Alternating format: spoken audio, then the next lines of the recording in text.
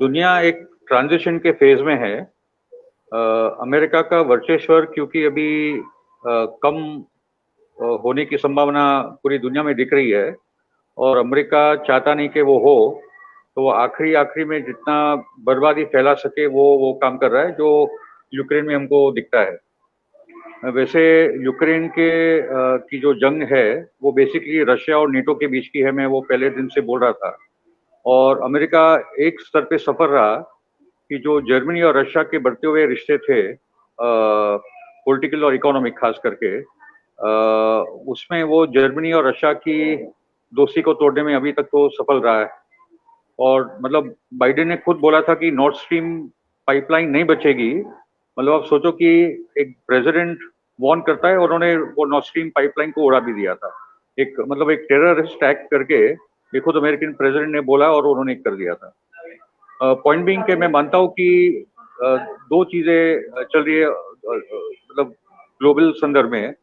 एक तो जो राइज ऑफ द ईस्ट है, रशिया, चीन, भारत, ईरान, ये जो चार, और इसमें एक्चुअली जो मेन तीन जो पिलर है वो रशिया, चाइना और ईरान है। इंडिया भी इसमें जुड़ चुका है।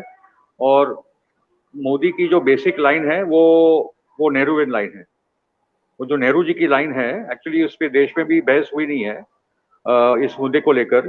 मगर पोस्ट अफगानिस्तान जिस प्रकार से बहुत जल्द ही से इंडिया ने अपना पूरा रुख बदला है अमेरिका के प्रति, क्योंकि अफगानिस्तान में फाइनली हम लोग आइसोलेटेड हो गए थे पूरे के पूरे। साउथ एशिया में we stood isolated without any friend. उसके बाद तुरंत कुछ चीजें बदली, क्योंकि जब इंडो पैसिफिक बोला जा रहा था तो मोदी को बहुत खुशी होती थी कि अमेरिका ने पूरा इंडो पैसिफिक रीजन आज बोल दिया है। जापान से लेकर इंडियन ओशन पैसिफिक रीजन सब, मतलब भारत का एक रोल अमेरिका ने बना दिया है। तो जो क्वाड्रिलैटरल बना उसमें भी कोई खास मतलब नहीं था, जापान, ऑस्ट्रेलिया, इंडिया और अमेरिका वाला। वो भी अभी पेपर वाला एक मुद्दा रह चुका है। मगर उसके सामने जो चीजें खड़ी हो चुकी है बहुत इंटरेस्टिंग है। Number one, Shanghai cooperation organisation, जो चीन और रूस ने 98 में सेंट्रल एशियन कंट्रीज के साथ जो नींव डाल दी थी, आज Shanghai cooperation organisation European union के टक्कर से बड़ा हो चुका है। लैंड मास और अगर आप सिर्फ नेचुरल रिसोर्स देखो तो शंघाई कोऑपरेशन ऑर्गेनाइजेशन तो एक बहुत बड़ा अंतरराष्ट्रीय प्लेटफॉर्म बन चुका है। दूसरा है कि ब्रिक्स आज G7 को भी रिप्लेस कर रहा है, G20 को भी रिप्लेस कर रहा है। तो आज एससी और ब्रिक्स सिर्फ एशिया तक या सेंट्रल एशिया और चीन रूस तक सीमित नहीं है। वेस्ट एशियन कंट्रीज से लेकर तुर्की से लेकर इजिप्ट, नॉर्थ अफ्रीकन कंट्रीज भी आज ब्रिक्स में और शंघाई कोऑपरेशन ऑर्गेनाइजेशन जुड़ना चाहती है और जुड़ रहे।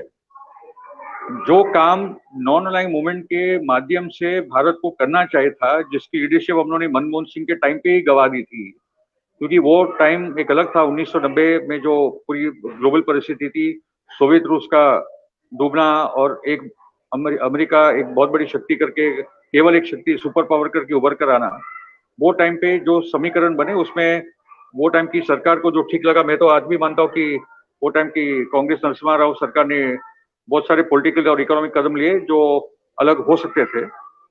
मगर नॉन अलाइंग मूवमेंट की लीडरशिप छोड़ देना, शंघाई कोऑपरेशन ऑर्गेनाइजेशन में कभी भी मनमोहन सिंह गए नहीं थे और किसी ना किसी को भेजे थे।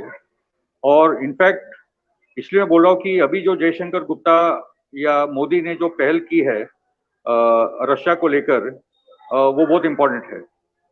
और वो पूरी की पूरी नेहरू लाइन है, चाहे वो मोदी समझता हो ना समझता हो या बोल, वो तो कभी अग्री नहीं करेंगे। मगर third world solidarity, global south की solidarity, Asia, Africa, South America की सॉलिडारिटी, वो एक ताकत उस किस्म से उभर रही है।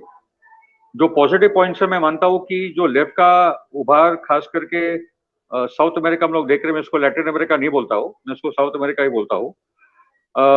कोलंबिया में एक लेफ्टिस्ट सरकार आनी, इट इज अनबिलीवेबल, क्योंकि कोलंबिया में राइट विंग और फैसिस्ट सरकार रही है जो एकदम प्रो अमेरिकन रही है। उसके पहले मेक्सिको में तो ओब्राडोर आ चुके थे। वेनेजुएला और बोलिविया लड़ रहे थे, हम जानते हैं। आज वेनेजुएला ताकतवर से मतलब despite sanction, despite American threats, Venezuela खड़ा है। बोलिविया खड़ा है, अर्जेंटीना में लेफ्टिस्ट सरकार है, ब्राजील में लूला जीतकर आया है।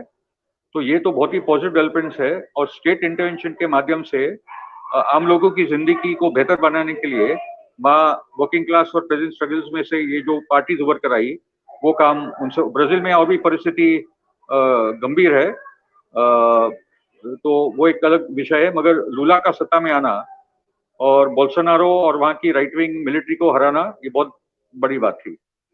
उसके साथ मैं ये बोलना चाहूंगा, खास करके भारत के संदर्भ में, जो इंटरनल पॉलिटिक्स है वो एक अलग मुद्दा है, मगर अंतर्राष्ट्रीय सवाल को लेकर अगर हम लोग चले तो भारत को इस बार वेस्ट के थ्रेट्स को ठुकराना, क्योंकि अमेरिका जानता है कि वो भारत पे सैंक्शन नहीं कर सकता। तो भारत रूस से तेल खरीद रहा है, भारत अपने एजेंडा पे चल रहा है, मगर जब क्वाड्रिलेटरल की मीटिंग हुई थी जापान इंडिया ऑस्ट्रेलिया अमेरिका वाली, तब भी भारत ने रोक दिया था कि यहाँ रशिया यूक्रेन को लेकर कोई वो डॉक्यूमेंट पे बात नहीं आएगी, मैं उस पर साइन नहीं करूंगा। तो वो एक्चुअली आज भारत की बार्गेनिंग पावर है। और जो संबंध हमारे रूस के पुराने संबंध है, जो नेहरू जी, इंदिरा जी, या पूरी जो वो जो लाइन रही वीपी सिंह तक वगैरह वगैरह, राजीव गांधी तक, वो लाइन आज देश के लिए काम आई है और वो रूस और इंडिया वापस बहुत स्ट्रॉन्ग दोस्त बने हैं। जब इंडिया भटक गया था तो रूस और पाकिस्तान भी बहुत करीब आ गए थे। तब मोदी को समझ में आया कि जिस लेवल पे हम लोग चले गए अमेरिका के साथ, हम लोग पूरे के पूरे आइसोलेशन में हैं। और रूस ने बोला अगर तुमको जाना है तो जाओ, दूसरे भी मेरे दोस्त है, तो आज पाकिस्तान और रूस भी अच्छे दोस्त है और मैं मानता हूँ अच्छी बात है।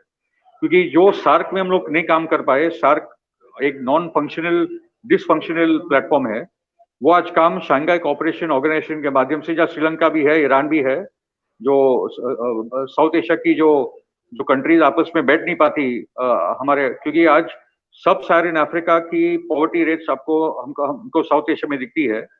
उसका यही कारण है कि हम लोगों ने इतना इन्वेस्ट कर लिया है वॉर और डिफेंस वगैरह के नाम पे कि हम लोग अपने गरीब जनता का वो उद्धार नहीं कर पा रहे, चाहे वो ना पाकिस्तान कर पा रहा है, ना इंडिया कर पा रहा है, ना नेपाल कर पा रहा है। मगर ये भारत और पाकिस्तान और कश्मीर की समस्या को लेकर पूरा का पूरा साउथ एशिया, जो एक कॉलोनियल ब्रिटिश की देन है, आज तक हम लोग उसमें फंसे पड़े।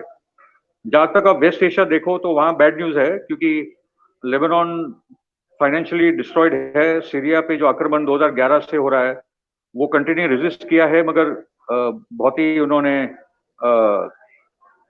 बहुत भुगता है सीरिया ने, मगर सीरिया खड़ा रहा।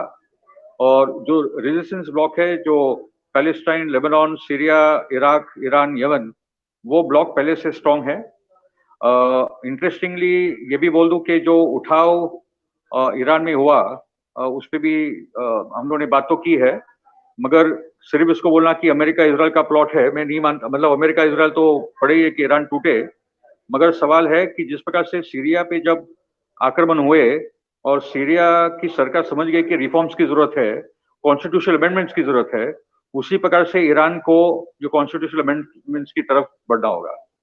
तो मेरा बोलने का ये मतलब है कि बेसिकली, हाँ, और जहां तक अफ्रीका को भी देखोगे तो अफ्रीका में भी फ्रांस के खिलाफ एक माहौल है, क्योंकि 8-10 देश आज भी ऐसे हैं जहां फ्रांस का एक कॉलोनियल पीरियड से आज भी एक वर्चस्व है। तो वो भी एक संघर्ष हो रहा है अफ्रीका में। और मगर उसके साथ जो अफ्रीकॉम है अमेरिका का, जो नेटो है अफ्रीका का, वो और डीपर रूट्स ले रहा है, वो भी एक खतरे की बात है। तो अफ्रीका में एक इकोनॉमिक प्रोसेसेस आगे बढ़ रहे हैं, वहाँ थोड़ी चीजें आगे बढ़ रही है, मगर यूरोपियन और अमेरिकन कॉलोनिज्म, साम्राज्यवाद का आज भी दखल है अफ्रीका में, बहुत डीप दखल है। इसलिए दुनिया के प्रोडक्शन में 2% जीडीपी का पूरा अफ्रीकन कॉन्टिनेंट को देखो तो उनका खाली 2% पूरा आता है इंटरनेशनल जीडीपी में, उनका योगदान प्रोडक्शन वगैरह में। सो द पॉइंट बीइंग के देयर आर गुड साइड्स, कि यूक्रेन की वॉर ने बता दिया है कि अमेरिका एक डिक्लाइनिंग पावर है, और the east is rising, Russia is rising, China is rising. The bad news is कि चाइना और इंडिया का जो रिश्ता होना चाहिए, हम लोग उसको सेटल नहीं कर पा रहे हैं, मगर कहीं ना कहीं रूस को एक रोल प्ले करके चाइना और इंडिया को फाइनली बिठाकर बॉर्डर के सेटलमेंट्स हमको करवाने पड़ेंगे। और भारत और पाकिस्तान की भी डायलॉग हो, ये सरकार के दौरान तो शामिल नहीं है, संभव नहीं है, वो मोदी और ये पूरी राइट विंग टीम होने नहीं देगी। मगर ये आज भी ये क्राइसिस इंडिया चाइना और पाकिस्तान की क्राइसिस है जो पूरे सब कॉन्टिनेंट और एशिया उसको भुगत रहा है. मगर there is some good news, as I said, and some bad news also. It is a mixed year, but it is clear that American imperialism is on the decline, both politically, economically, and also militarily. That is all I say.